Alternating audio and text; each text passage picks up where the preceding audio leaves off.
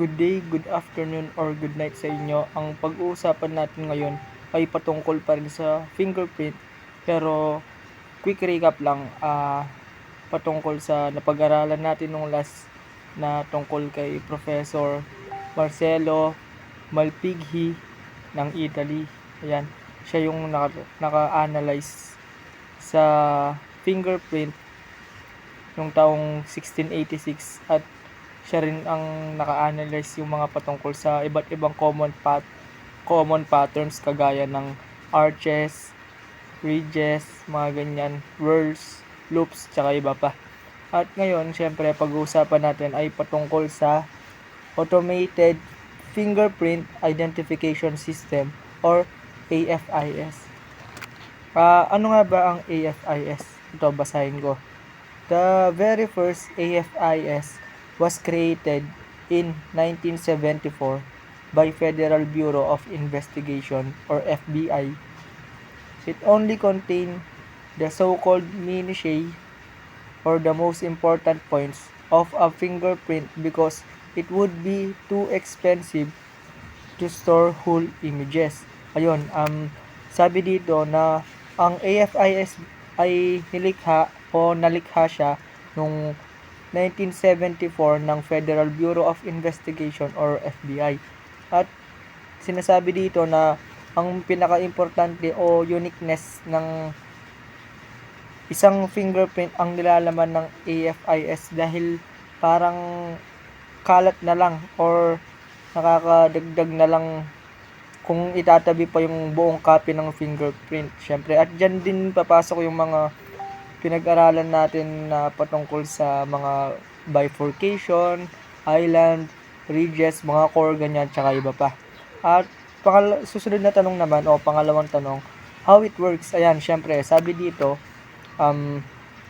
AFIS is a biometric solution consisting of a computer database of fingerprint records, which is able to search and compare them to identify known or unknown fingerprints. Modern AFIS are able to search over a billion fingerprint records in a single second. Ayun, o di ba parang nakakabilib siya kasi sabi naglalaman ito ng database ng mga fingerprint at matutukoy o pagko-compare kung yung mga identify known or unknown na mga fingerprint. Tapos sabi pa na sa modern AFIS na ayon nga nakakapag-search ng billion of fingerprints in just a second lang, di ba?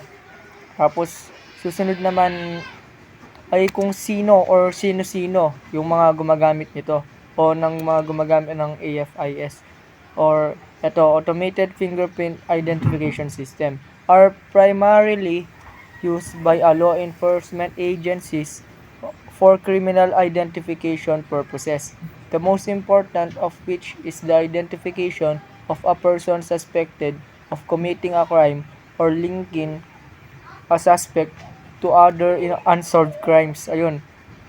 Sabi dito na ang AFIS ang pinaka o pangunahin na ginagamit ng mga law enforcement agencies for criminal identification purposes.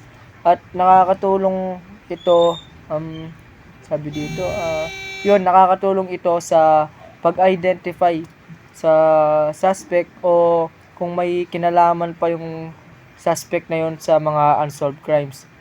Tapos last naman syempre, ano yung importansya nito?